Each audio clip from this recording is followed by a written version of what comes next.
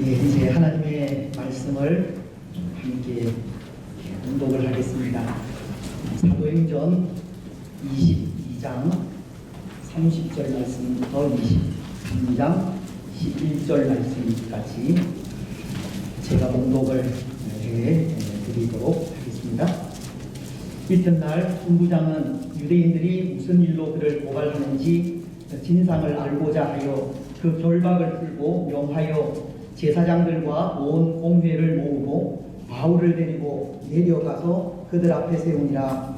바울이 공회를 주목하여 이르되, 여러분 형제들아, 오늘까지 나는 범사의 양심을 따라 하나님을 섬겼노라 하거늘 대제사장 아나니아가 바울 곁에 서 있는 사람들에게 그 입을 치라 명하니, 바울이 이르되, 회칠한 담이여, 하나님이 너를 치시리로다.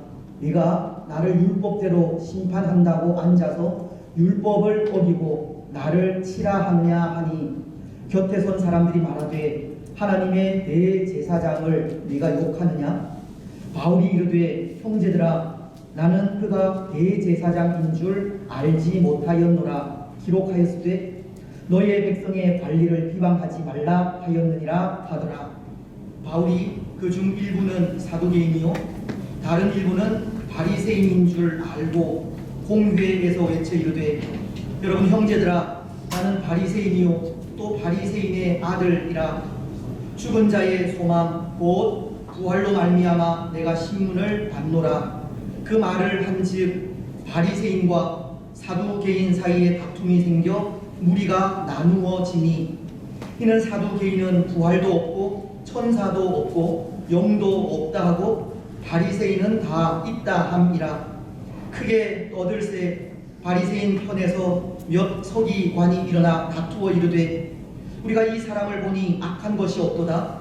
혹 영이나 혹 천사가 그에게 말하였으면 어찌하겠느냐 하여 큰 분쟁이 생기니, 천부장은 바울이 그들에게 찢겨질까 하여 군인을 명하여 내려가 무리 가운데서 빼앗아 가지고 영내로 들어가라 하니라.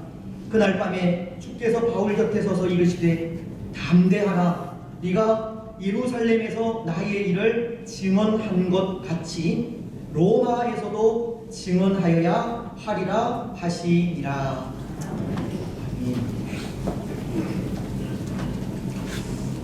오늘 하나님에 대한 우리의 고백은 참으로 다양한 것 같습니다.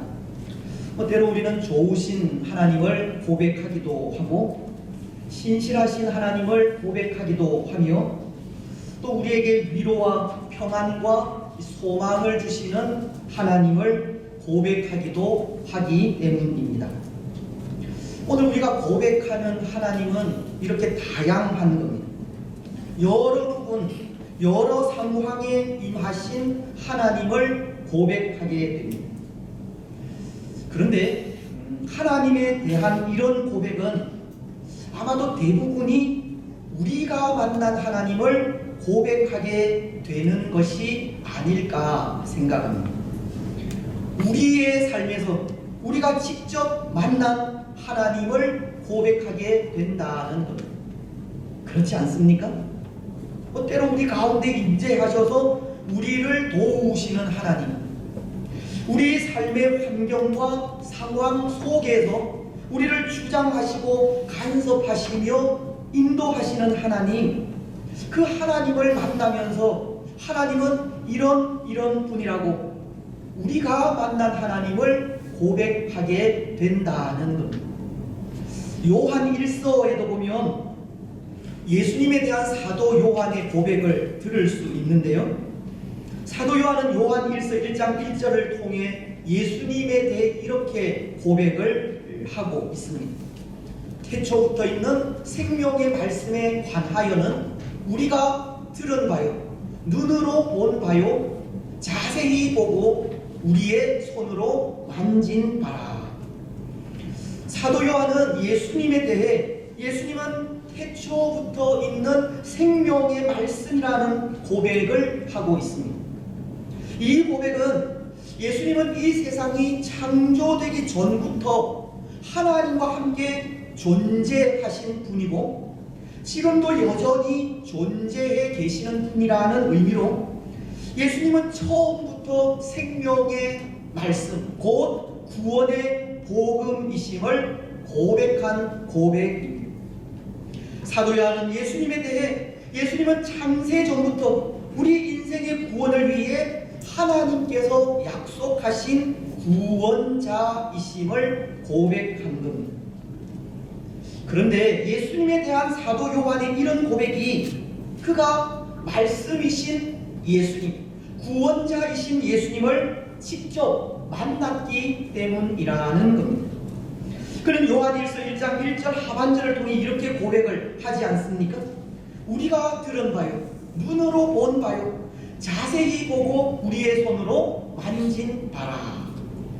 그는 예수님에 대해 우리가 들었다라고 하고 눈으로 보았다라고 하며 자세히 보고 우리의 손으로 만졌다라고 합니다. 사도 요한은 하나님의 아들이시요 구원자이신 예수님을 그의 눈으로 직접 본 겁니다.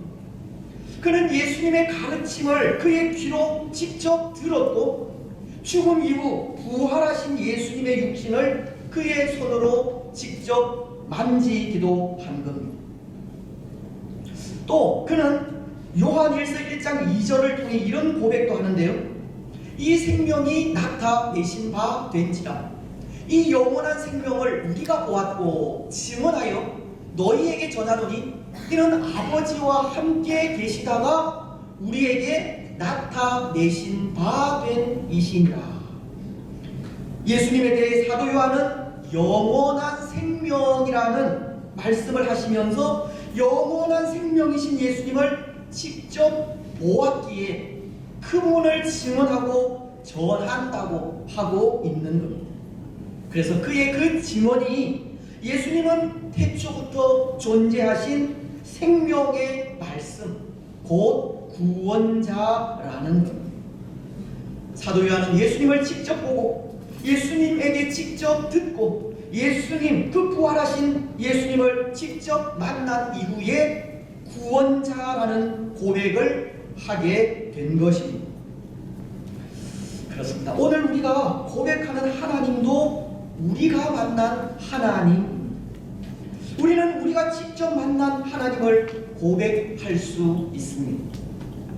여러분, 그렇다면 오늘 우리는 하나님에 대해 어떤 고백을 하고 있습니까? 우리가 만난 하나님은 어떤 하나님이시고 그 하나님에 대해 어떻게 고백을 하고 있습니까? 저는 그런 것 같습니다. 저는 항상 고백하는 것이 하나님은 나의 유일하신 소망이라는 건데요. 하나님은 벼랑 끝과도 같은 곳에서 도저히 소망을 가질 수 없는 상황 속에 손을 내밀어 주시고 건져 주신 분이기 때문입니다.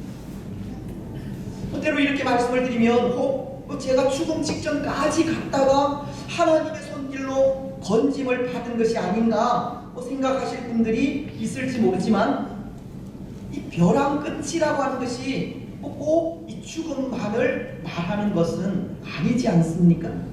그것이 우리의 삶에서 우리가 당할 수 있는 쓰디쓴 경험을 말하는 것일 수도 있고 또 실수나 실패로 인해 넘어지는 경우도 해당될 수 있기 때문입니다. 다윗이 시편 51편을 통해 내 죄가 항상 내 앞에 있나이다 라는 고백을 하듯이 항상 우리 앞에 놓여있는 이 죄라는 것도 벼랑 끝이 될 수 있기 때문입니다. 하나님은 그렇게 이 벼랑 끝이라고 할 수 있는 순간들마다 손을 내밀어 주시고 살 길로 인도해 주셨다는 겁니다.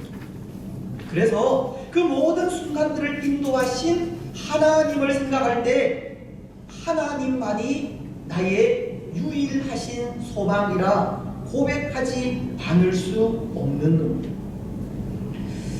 그렇습니다. 하나님만이 유일하신 유일하신 소망입니다. 하나님만이 참된 소망입니다. 사랑하는 여러분, 오늘 우리는 우리의 참된 소망이신 하나님을 만나시기 바랍니다. 우리 삶의 모든 순간마다 우리를 위해 일하시고 역사하시는 하나님을 만나시기 바랍니다. 우리가 당하는 역경과 고난 속에서도 우리를 보호하시고 지키시며 도우시는 하나님을 만나시고, 우리가 드리는 아주 작은 기도의 소원에도 응답하시는 하나님을 만나시며, 우리의 상처난 마음을 만지시고 위로하시며 치료하시는 하나님을 만나시기 바랍니다. 그래서 그 만남으로 하나님이 좋으신 하나님, 신실하신 하나님, 위로와 치유와 회복의 하나님이심을 고백하시기 바랍니다. 그 하나님만이 우리 삶의 유일한 소망이라 고백하며 나아가시기 바랍니다. 여러분, 오늘 말씀을 통해서도 그런 하나님을 만날 수 있는데요, 우리 삶의 모든 상황을 주장하시고 다스리시며 인도하시는 하나님을 만날 수 있습니다. 마치 벼랑 끝과도 같은 상황 속에서 구원의 손을 내밀어 주시고 살 길로 인도하시는 하나님을 만날 수 있습니다.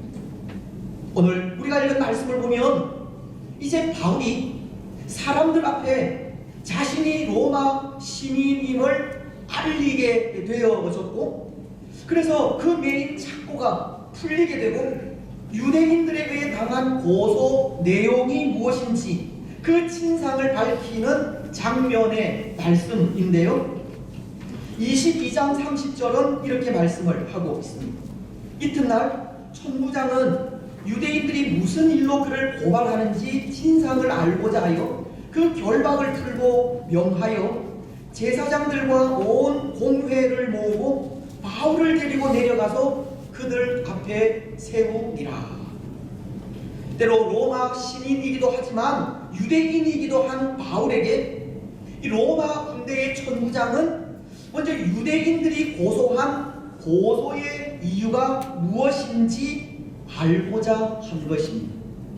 그래서 공회를 소집하게 된 것인데요, 여기 공회라고 하는 것은 유대인들이 가진 모든 문제를 해결하는 이 사내들인 공회를 말하는 것으로, 대제사장이 이 기구의 의장으로 사람들이 지은 죄의 그 경중에 따라서 사형 판결까지 내릴 수 있는 이 법정 기구를 말하는 것이 이 공회에 해당되는 것입니다. 하지만 비록 사내들인 공회에서 사형 판결이 났다고 해도 로마의 행정장관이 그것을 승인하지 않을 경우 그 판결은 무효화가 되기도 하는데요, 오늘 로마 군대의 천부장은 바울을 바로 여기 사내들인 공회의 재판을 받게 한 것입니다. 그런데 오늘 이 말씀 속에서 우리의 삶을 인도하시는 하나님을 만날 수 있다는 것이 이 재판 과정에서 일어난 일 때문입니다. 오늘 6절은 재판 중에 있는 바울이 공회원들 앞에 이런 말을 하는 것을 읽을 수가 있습니다. 바울이 그중 일부는 사두개인이요 다른 일부는 바리새인인 줄 알고 공회에서 외쳐 이르되, 여러분 형제들아, 나는 바리새인이요 또 바리새인의 아들이라. 죽은 자의 소망 곧 부활로 말미암아 내가 신문을 받노라. 바울은 지금 이 사내들인 법정 안에 바리새인들과 사두개인들이 양분되어져 있는 줄을 알고 자신이 바리새인의 아들임을 밝히면서 바리새인들이 주장하는 죽은 자의 소망과 부활 때문에 신문을 받는다는 말을 하고 있는 거예요. 사실은 그 교리를 이 사두개인들이 믿지 않아서인데요, 비록 같은 유대인이지만 사두개인들은 죽은 자가 다시 살아나는 부활이나 천사나 이 영을 믿지 않았습니다. 오늘 바울은 그것을 언급하면서 이 사두개인들의 마음을 상하게 하고 또 사두개파와 바리새파 두 계파 간의 분쟁을 일으키게 하려 한 것입니다. 바울은 바리새인들만 믿는 교리를 언급하면서 그들 두 계파 간의 이 갈등을 유발시키는 겁니다. 그래서 7절 말씀은 그 상황에 대해서 이렇게 말하고 있습니다. 그 말을 한즉 바리새인과 사두개인 사이에 다툼이 생겨 무리가 나누어지니, 때로 바리새인들은 바울의 말을 옹호하게 되지만 사두개인들은 그 말에 대해 비판을 가함으로 한 마음으로 바울을 정죄하기 위해 모인 그들 두 계파가 나누어지게 된 것입니다. 그들 사이에 분쟁이 일어나고 분열이 일어나므로 바울을 정죄하여 사형에 처하려 한 그 계획들이 무산되고 말았다는 겁니다. 그래서 바울은 마치 이 벼랑 끝과도 같은 위기에서 벗어날 수 있게 되었습니다. 10절은 이렇게 말씀하기 때문입니다. 큰 분쟁이 생기니 천부장은 바울이 그들에게 찢겨질까 하여 군인들에게 명하여 내려가 무리 가운데서 빼앗아 가지고 영내로 들어가라 하니라. 바리새인들과 이 사두개인들 사이에 일어난 그 분쟁으로 인해 바울은 또 한 번의 목숨을 건지게 된 것입니다. 여러분, 어쩌면 이것이 이 바울의 기지로 보이기도 합니다. 지금의 이 위기 상황을 모면하기 위한 바울의 재치나 수완으로 보이기도 한다는 겁니다. 때로 바울은 수완이 뛰어난 사람이기도 하기 때문입니다. 고린도전서 9장 20절을 보면 그가 이렇게 말하는 것을 읽을 수 있는데요. 유대인들에게 내가 유대인과 같이 된 것은 유대인들을 얻고자 하며 율법 아래에 있는 자들에게는 내가 율법 아래에 있지 아니하나 율법 아래에 있는 자같이 된 것은 율법 아래에 있는 자들을 얻고자 함이요. 또 고린도전서 9장 22절은 이렇게 말씀하고 있습니다. 약한 자들에게 내가 약한 자와 같이 된 것은 약한 자들을 얻고자 하며 내가 여러 사람에게 여러 모습이 된 것은 아무쪼록 몇 사람이라도 구원하고자 함이니. 이 말씀은 이 바울이 전도할 때 사용한 전도 전략이 이렇다는 것을 말하는 것으로 그는 상황과 대상에 맞는 이 전도 방법을 사용했다는 것을 전하는 겁니다. 다시 말씀을 드리면 바울은 상황과 이 대상에 맞추어서 전도를 하기까지 그 상황 판단력이 뛰어나다는 것을 말하는 겁니다. 오늘 서로 교리가 다른 사두개인들과 바리새인들 간의 다툼을 유발한 것도 바로 그의 그 뛰어난 상황 판단력 때문이 아닌가 한다는 것입니다. 하지만 그것은 결코 그렇지가 않습니다. 오늘 바울이 죽은 자의 소망과 부활의 교리를 언급함으로 사두개인들과 바리새인들 사이에 분쟁을 일으키게 된 것은 그것이 바울의 기지나 수완이 아니라 하나님께서 주신 지혜이고, 이 일을 통해 하나님은 모든 상황 속에 임재하셔서 지혜를 주시는 지혜의 하나님이심을 발견할 수 있는 겁니다. 오늘 이 말씀을 통해 우리가 만날 수 있고 고백할 수 있는 하나님은 지혜의 하나님이시라는 겁니다. 그렇습니다. 오늘 하나님은 바울에게 지혜를 주셨습니다. 때로 이 일에 어떤 사람들은 바울이 바리새인들과 사두개인들을 나누는 이 사악한 세상 지혜를 썼다고도 하지만 이것은 세상의 지혜가 아니라 하나님께서 주신 지혜입니다. 우리 성경을 보면 예수님께서 그의 제자들을 전도자로 파송하시면서 이런 말씀을 하신 적이 있습니다. 뱀같이 지혜롭고 비둘기같이 순결하라는 말씀입니다. 마태복음 10장 16절이 말씀하고 있는데요. 보라, 내가 너희를 보내니 양을 이리 가운데로 보냄과 같도다. 그러므로 너희는 뱀같이 지혜롭고 비둘기같이 순결하라. 여기 뱀같이 지혜롭다는 것은 뱀이 에덴 동산에서 그가 가진 지혜로 하나님과 사람 사이를 이간시킨 그 지혜를 말하는 것이 아닙니다. 그것은 지혜가 아니라 간교함이고, 여기 뱀이 가진 지혜라는 것은 이 방어적인 지혜를 의미하는 것으로 적의 날카로운 공격을 피하고 이 무력화시키는 지혜를 말하는 것. 임박한 위험을 인식하고 그것을 피할 줄 아는 이 민첩한 분별력을 말하는 것. 그런 의미에서 오늘 바울이 그렇지 않습니까? 그는 그가 당한 위기를 인식하고 이 민첩한 상황 판단을 통해서 그 상황을 벗어날 수 있었기 때문입니다. 이것이 하나님의 지혜라는 것. 또 성경은 이런 말씀도 하시는데요. 누가복음 12장 11절로 12절을 통해서 사람이 너희를 회당이나 위정자나 권세 있는 자 앞에 끌고 가거든 어떻게 무엇으로 대답하며 무엇으로 말할까 염려하지 말라. 마땅히 할 말을 성령이 그때에 너희에게 가르치시리라 하시니라. 때로 우리가 사람들 앞에 신문을 받게 될 때나 사람들 앞에 서서 복음을 전하게 될 때, 그때 우리의 할 말을 성령께서 주신다는 것으로 이 말씀도 우리가 당하는 위기의 순간마다 그 어려움을 극복할 수 있는 지혜를 주신다는 말씀입니다.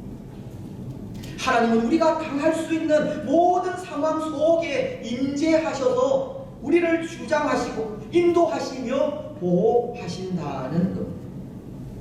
오늘 바울 또한 그런 경우인 겁니다.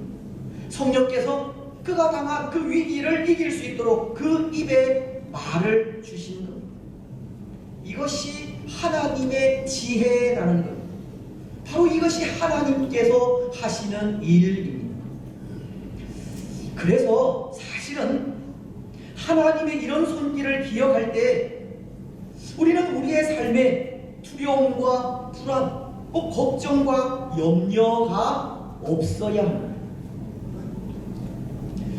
하나님께서 우리의 모든 상황 가운데 임재하셔서 우리를 도우시고 인도하시고 보호하시기 때문에 그 보호하심과 인도하심을 믿고 평안함과 안정을 누려야 한다는 것.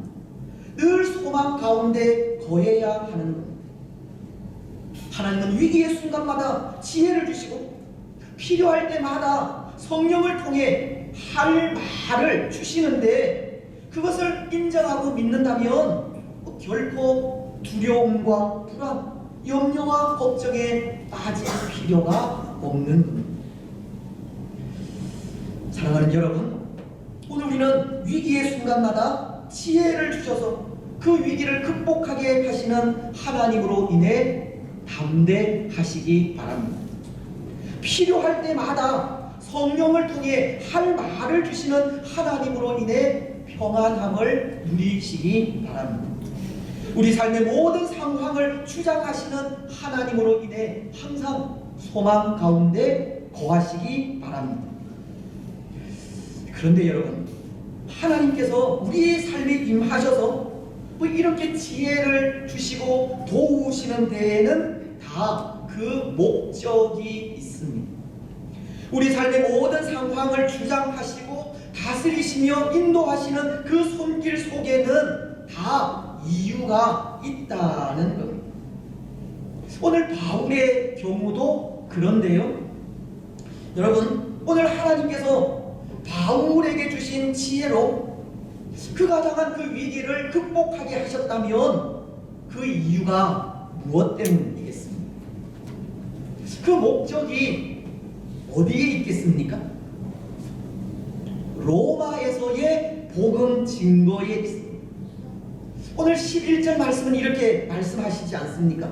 그날 밤에 주께서 바울 곁에 서서 이르시되 담대하라. 네가 예루살렘에서 나의 일을 증언한 것 같이 로마에서도 증언하여야 하리라 하시니라. 사내들인 공회에서의 위기를 벗어난 그날 밤 하나님은 바울에게 찾아오신 겁니다.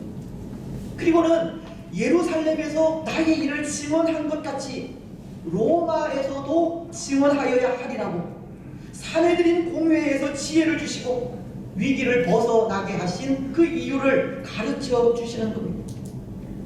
하나님께서 바울에게 지혜를 주시고 그 위기의 상황을 벗어나게 하신 것은 로마에서의 복음 증거 때문이었다는 겁니다. 하나님은 하나님의 꿈이자 바울의 꿈을 이루시기 위해 지혜를 주신 것이고 그 위기의 상황을 선하게 바꾸어 주신 겁니다.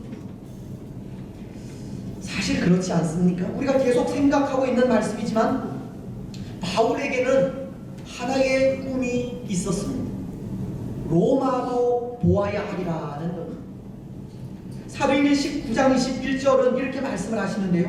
이 일이 있은 후에 바울이 마케도냐와 아가야를 거쳐 예루살렘에 가기로 작정하여 이르되 내가 거기 갔다가 후에 로마도 보아야 하리라 하고 바울에게는 로마로 가서 이 복음을 전하고 싶은 마음이 있었던 겁니다. 그래서 오늘 여기 예루살렘에 오게 된 것도 예루살렘을 거쳐서 로마로 가기 위한 것이 목적이었습니다. 비록 예루살렘은 환난과 핍박이 기다리고 있는 곳이지만 이곳을 거치지 않고서는 다시 말씀을 드리면 유대인들의 고소와 고발을 통하지 않고서는 로마로 갈 수 없기 때문에 그에게 로마로 가기 위한 발판이 여기 예루살렘이었던 겁니다. 그리고 지금 로마로 가는 그 길을 향해 한 걸음 한 걸음 걸어가고 있는 겁니다. 오늘 하나님은 바울의 꿈을 이루시기 위해 지혜를 주셨습니다.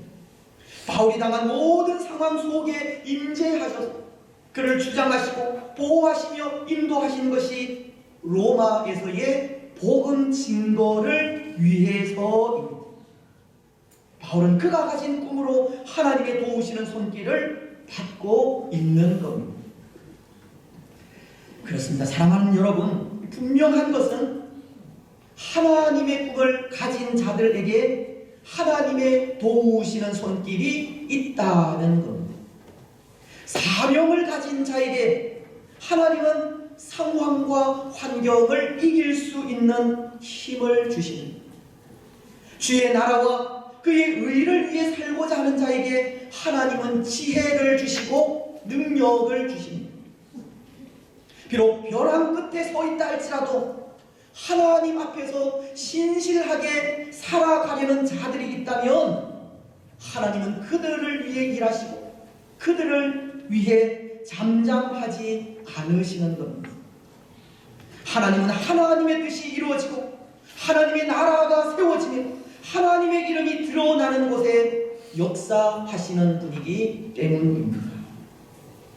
이사야서 62장 1절이 나는 시온의 의가 빛같이 예루살렘의 구원이 횃불같이 나타나도록 시온을 위하여 잠잠하지 아니하며 예루살렘을 위하여 쉬지 아니할 것인지으기라고 하시듯 하나님은 하나님의 나라와 그의 백성들이 가진 꿈을 이루시기 위해 쉬지 않고 일하시고 끊임없이 역사하시는 분이십니다. 여러분, 오늘 우리는 어떠합니까? 오늘 우리는 하나님의 나라를 위해 어떤 꿈을 가지고 있습니까? 어떤 사명을 가지고 교회를 위하여 충성하고 있습니까? 오늘 우리에게 하나님의 나라와 그의 의를 위하여 살려는 마음이 충만합니까? 오늘 우리가 살아가는 시대가 비록 벼랑 끝이라 할지라도 이 시대 속에서도 하나님의 사람으로 신실하게 살아가고 있습니까? 혹 오늘 우리는 하나님의 나라에 대한 꿈이 아니라 나 자신만을 위한 꿈을 꾸고 있지 않습니까? 오늘 우리가 살아가는 삶이 다 개인의 유익과 이익만을 위한 삶이 아닙니까? 우리가 살아가는 신앙의 삶도 나의 만족을 위한 삶이 아닙니까? 오늘 우리는 무엇을 위해 살아가고 있고 우리 살아가는 그 삶의 그 궁극적인 목적을 어디에 두고 있습니까? 여러분, 오늘 이 세상은 참으로 빠르게 변하고 다양하게 변하며 또 사람 위주의 사회로 바뀌어 가지만 그럼에도 우리 삶의 목적은 단 하나입니다. 하나님의 영광을 위해서 사는 삶입니다.